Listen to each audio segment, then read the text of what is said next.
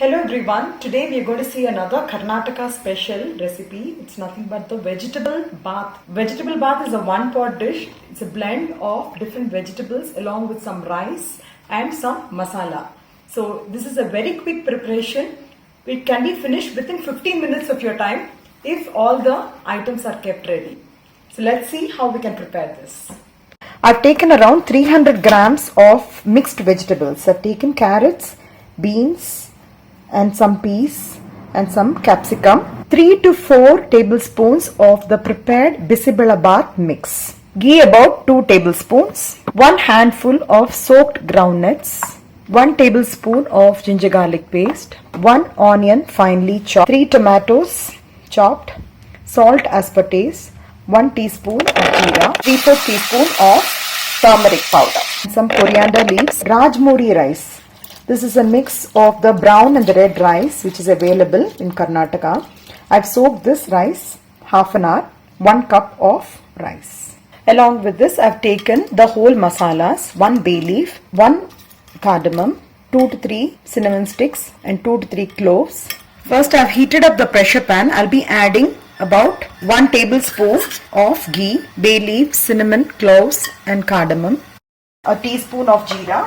Once the jeera gets fried, we'll be adding the chopped onions.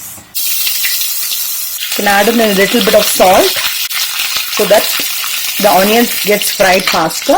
We'll also be adding the ginger garlic paste, 1 tablespoon. Once the onion gets fried, we'll be adding the chopped tomatoes. You need to fry this until the raw smell goes. You can add a little bit of salt as well. It's been about 2 to 3 minutes, so the tomatoes is getting cooked.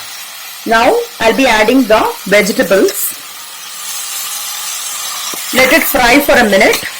I'll be adding 3/4 teaspoon of turmeric powder and 3 to 4 tablespoons of the prepared bisibalabath mix. Just give it a quick stir. We'll be adding the soaked rice. Today I have used the Rajmuri rice which is available in Karnataka. It's quite healthy. You can use brown rice or you can use millets also. Because I just wanted to make it more healthy, that's the reason I've added this.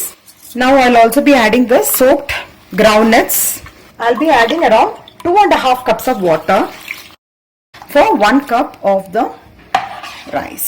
We'll also add some more salt.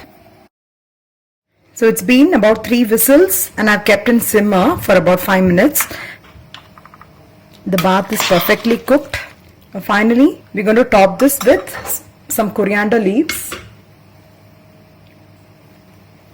and I'm also going to add a teaspoon of ghee. Few people even garnish with cashew nuts. If you wish to, you can do that. So a very tasty vegetable bath is prepared. The very important thing which I wanted to tell you is the flavor of this dish, which is very unique. You will not get this flavor anywhere else. It's because of the homemade bisibalabath powder which I have added in this recipe.